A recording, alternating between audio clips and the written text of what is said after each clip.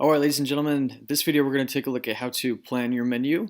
So of course there's many different types of restaurants and different types of menus out there, and so we're just going to bring you through how to consider options, what you want to serve, what your restaurant's going to be like, and how that all plays a part in making sure that we take that proactive step to plan the menu.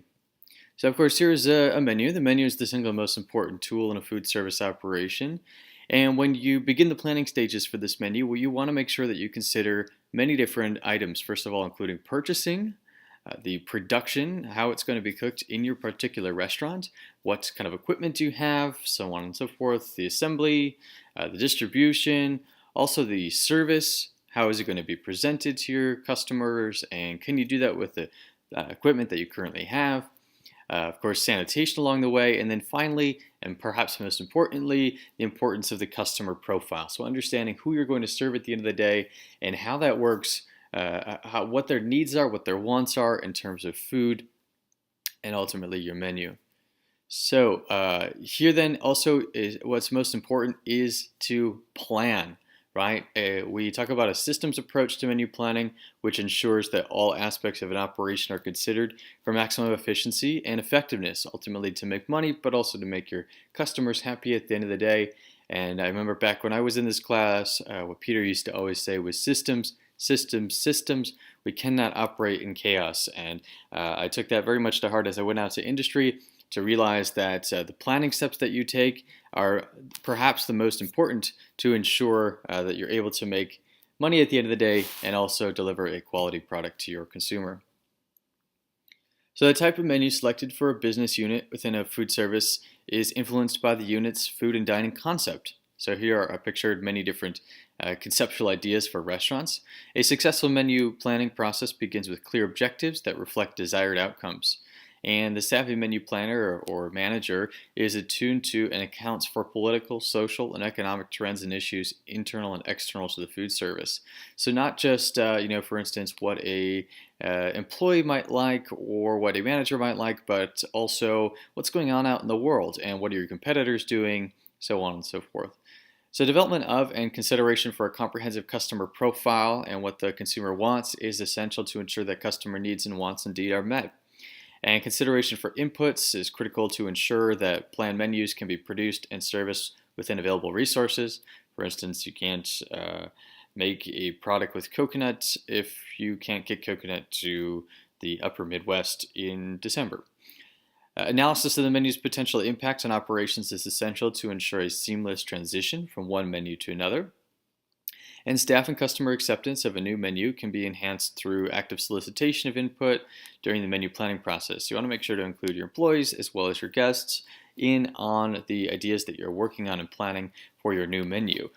Otherwise, you risk the opportunity that you've created a new menu that no one at the end of the day is going to enjoy. Application of menu design principles for a posted menu maximizes its value as a marketing and education tool as well. So then when we consider the menu is the single most impactful management tool in the food service operation, and a systems approach focuses on three different considerations of the menu. So first of all, it's a front of house concept. Of course, it's being given to your employees and ultimately to your consumers at the front end. So it needs to look appealing and it needs to have all information that's necessary for delivering that message to your consumer. But it also needs to be a food service manager concept. So in the back of house, we do a lot of the planning and also the menu research and the functionality requirements for that menu in terms of how do we actually make this thing operate in a kitchen.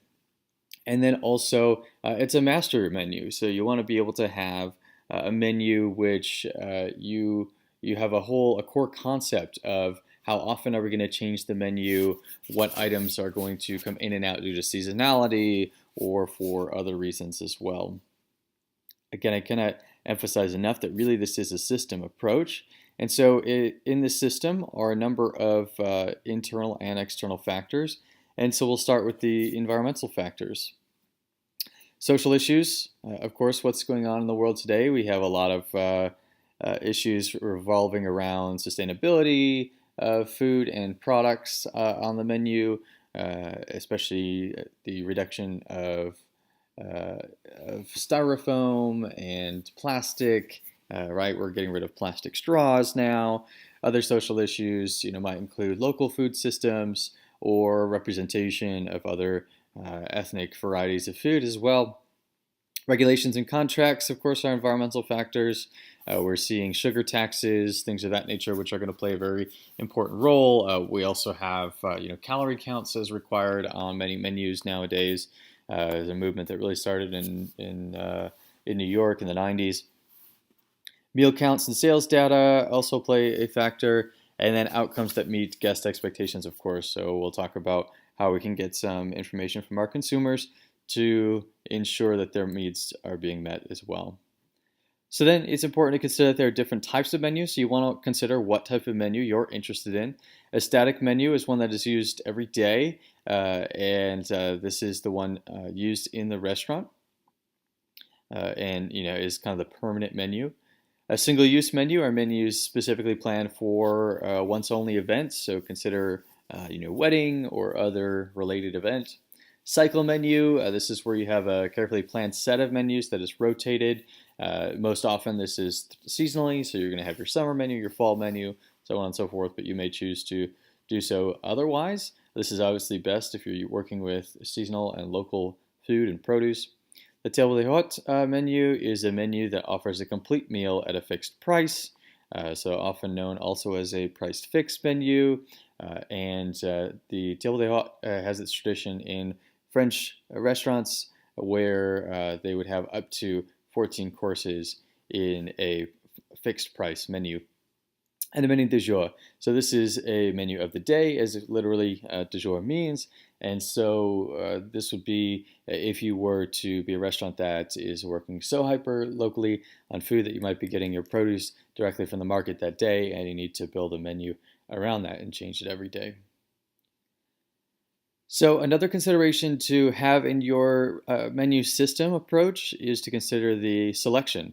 Are you going to be a selective, a semi-selective, or non-selective menu? If you are a selective menu, that is a menu that includes 2 or more food choices in each menu category, such as appetizers, entrees, vegetables, salads, and desserts, but is very focused. A semi-selective menu is a menu that includes 1 or more food choices in at least 1 menu category. And then finally, a non-selective menu is a menu that offers no choice of food items. So that's close to the table d'hôte menu where it's all fixed in price and selection. Now we're going to turn to menu planning. For the menu planning, we want to first take a look at what our menu pattern is. And this is an outline of the menu item categories offered at each meal and the depth of choice within each category. So what is your pattern? Are you going to include appetizers, salads, desserts? What are the different categories that you're going to have? So for your menu, of course, you're going to want to list at least 3 or 4 of those different types of patterns. And then also the meal plan, which refers to the number of meal opportunities offered over a specified period of time, usually 24 hours. So are you going to do lunch and dinner? Are you going to do breakfast, lunch, and dinner? And in food service, the trend is moving away from that traditional 3 meal a day structure, and people just want to eat when they want. So you want to also, of course, when considering your menu, be adaptable to that as well. Are you going to serve breakfast all day, or is it going to be just the 3 different meal structures of breakfast, lunch, and dinner still? Next then is ideas for new menus can come from a variety of different sources. So you can see some of them here. There are specific trade journals that are put out by the National Restaurant Association and others, like the Nation's Restaurant News, Restaurant Magazine. You might also look at consumer-facing online and print materials like Bon Appetit or Eater. You're going to take a look on the online, as represented by Google there. You can also learn from sources like San Pellegrino, who puts the world's and nation's best restaurants. So you might want to take a look at your competitors and see what they are doing as well. And then you don't want to overlook the value of learning from your consumers. So companies like Mindshare allow for consumer data to be extrapolated surveys from individual consumers, as well as things like Yelp and others. And then also pictured below there is to consider your employees, right? Your employees play a very important part. If you allow them to be part of the menu process, they also are going to be more energized and enthused into creating the new dishes that you're going to serve your customer.